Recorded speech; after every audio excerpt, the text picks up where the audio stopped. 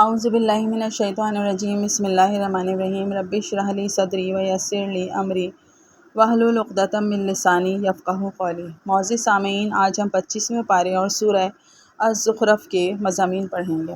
رکوع نمبر 4 آیت 36 سے 45۔ شیطان کس پر مسلط کیا جاتا ہے؟ چوتھے رکوع میں خبردار کیا گیا کہ جو انسان اللہ کی یاد سے غافل ہوتا ہے، اللہ اس پر بطور سزا شیطان کو مسلط کر دیتا ہے۔ شیطان اس کا ساتھی بن کر اسے اللہ سے دور کر دیتا ہے۔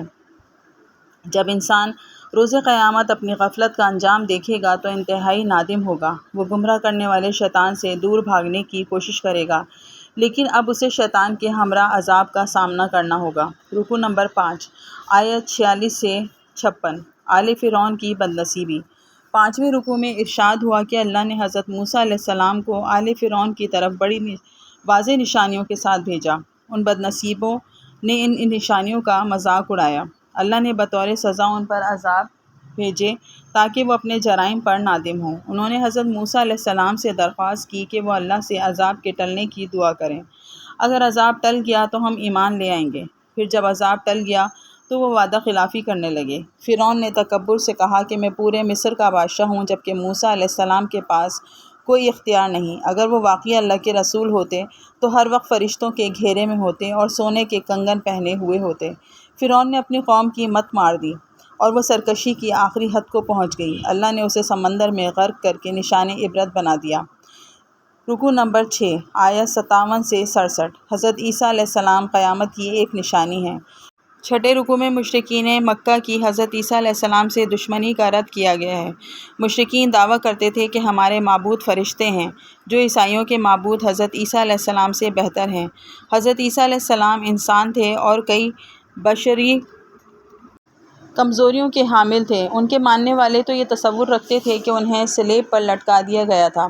اللہ نے فرمایا کہ حضرت عیسیٰ علیہ السلام اللہ کے بندے تھے اور پاکیزہ کردار کی بہترین مثال تھے۔ وہ قیامت کی ایک نشانی ہیں۔ انہیں صلیب نہیں دی گئی بلکہ آسمان کی طرف اٹھا لیا گیا۔ وہ قرب قیامت دوبارہ نازل ہوں گے۔ وہ بڑے واضح معجزات لے کر آئے اور بنی اسرائیل کو اللہ کی خالص بندگی کی دعوت دی۔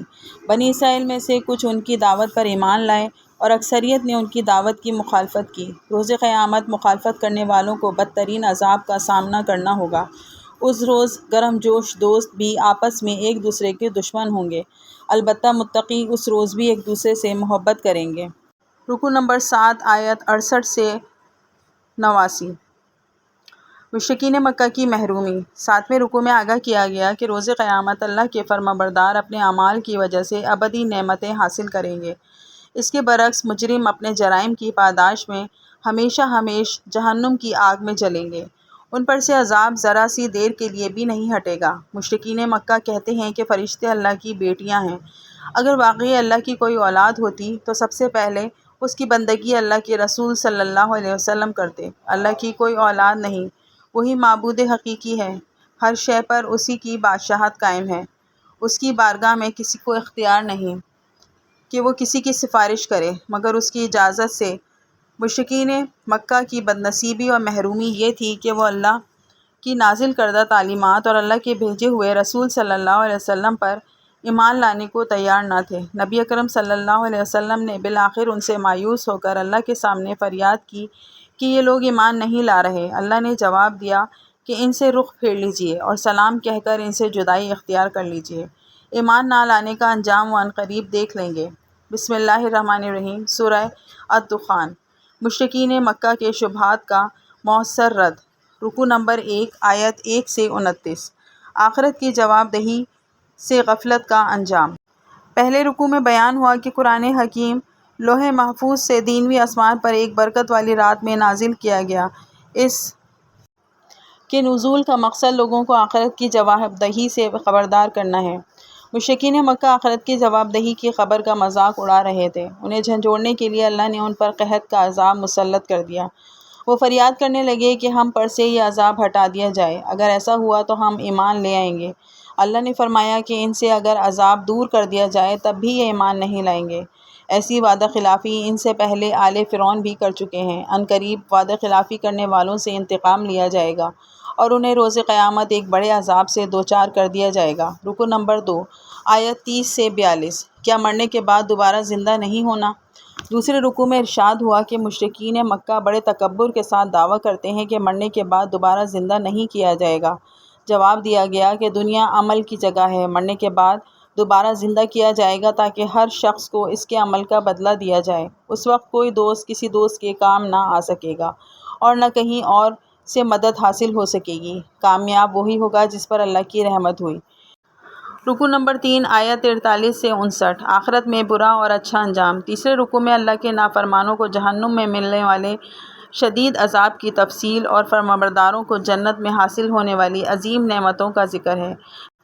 نبی اکرم صلی اللہ علیہ وسلم کو بشارت دی گئی کہ آپ صلی اللہ علیہ وسلم کی مبارک زبان سے اس قرآن کی تعلیمات کو سمجھنا لوگوں کے لیے آسان کر دیا گیا ہے۔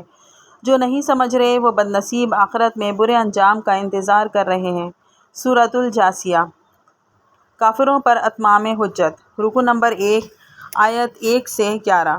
آیات الہی سے غفلت کا انجام۔ پہلے رکوع میں آیات آفاقی، آیات نفسی اور آیات قرآنیہ پر غور و فکر کی دعوت دی گئی ہے۔ ایسے بد نصیبوں کے لیے شدید وعید کا بیان بھی ہے جو اللہ کی آیات سننے کے باوجود اپنے کفر پر اڑے رہتے ہیں۔ بعض ایسے بھی ہیں جو اللہ کی آیات کو سمجھنے کے بعد ان پر اعتراضات کرتے اور ان کا مذاق اڑاتے ہیں۔ ایسے لوگوں کے لیے بہت بڑا دردناک اور ذلت والا عذاب ہے۔ ان کی کوئی نیکی بھی ان کے کام نہ آئے گی اور نہ ہی کسی کی سفارش انہیں فائدہ پہنچائے گی۔ رکوع نمبر 2، آیت 12 سے 21۔ تسخیر کائنات کی بشارت۔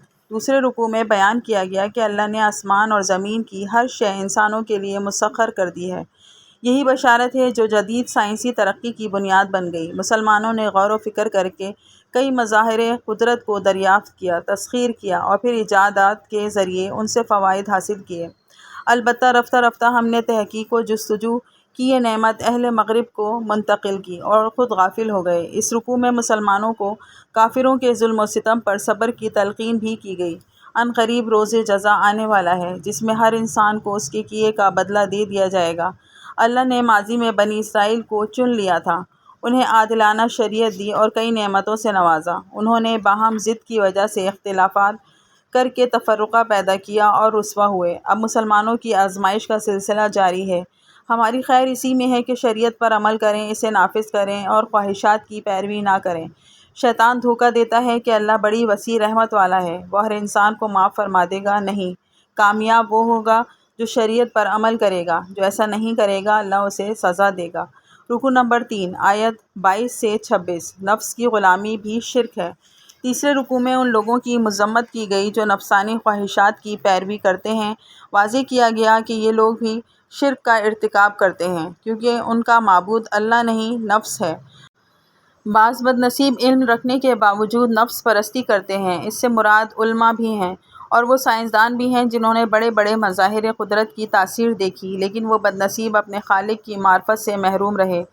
بعض گمراہ لوگ سرے سے اللہ کے وجود ہی کے قائل نہیں۔ ان کی رائے یہ ہے کہ زندگی صرف دنیا ہی کی ہے، ہم خود ہی پیدا ہوئے، اب خود ہی مر جائیں گے۔ واضح کیا گیا کہ تمہیں اللہ نے زندہ کیا ہے اور زندہ رکھا ہوا ہے، وہ تمہیں موت دے گا، پھر دوبارہ زندہ کر کے ایک ایک عمل کا حساب لے گا، تم مانو یا نہ مانو، حقیقت یہی ہے۔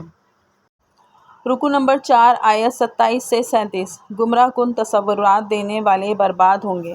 آخری رکوع میں آگاہ کیا گیا کہ کائنات کا بادشاہ حقیقی اللہ ہے، وہ لوگوں سے اعمال کا حساب لینے کے لیے قیامت قائم فرمائے گا۔ جھوٹے تصورات دینے والے اس روز خسارے میں ہوں گے۔ جو لوگ اللہ کی عطا کردہ تعلیمات پر ایمان لائے اور ان کے مطابق عمل کیا، اللہ انہیں اپنی رحمت میں داخل فرمائے گا۔ اس کے برعکس جنہوں نے اللہ کی آیات کا انکار کیا وہ سخت عذاب میں ہوں گے۔ جب مجرمین جہنم کی آگ میں جل رہے ہوں گے تو اللہ فرمائے گا کہ ہم نے تمہیں اسی طرح سے نظر انداز کر دیا ہے جیسے تم نے دنیا میں روز قیامت کے حساب کتاب کو بھلا رکھا تھا۔ ظالموں کا یہ انجام مظلوموں کے لیے باعث تسکین ہوگا۔ اسی لیے آخری آیات میں اللہ کے لیے شکر اور بڑائی کا مضمون وارد ہوا۔ اس اللہ کا شکر ہے جس کی بڑائی جاری و ساری ہے، اور وہ مظلوموں کی خوب داد رسی کرنے والا ہے۔ ظالموں کو ان کے ظلم کی قرار واقعی سزا دے کر اس نے مظلوموں کے سینوں کو کیا خوب ٹھنڈک اور فرحت بخشی ہے۔ معزز سامعین، آج ہم نے سورہ زخرف، سورہ دخان اور سورۃ الجاثیہ کے مضامین پڑھے۔ اللہ تعالی ہمیں اور آپ کو اس کو سمجھنے اور اس پر عمل کرنے کی توفیق عطا فرمائے، آمین۔ وما علینا الا البلاغ۔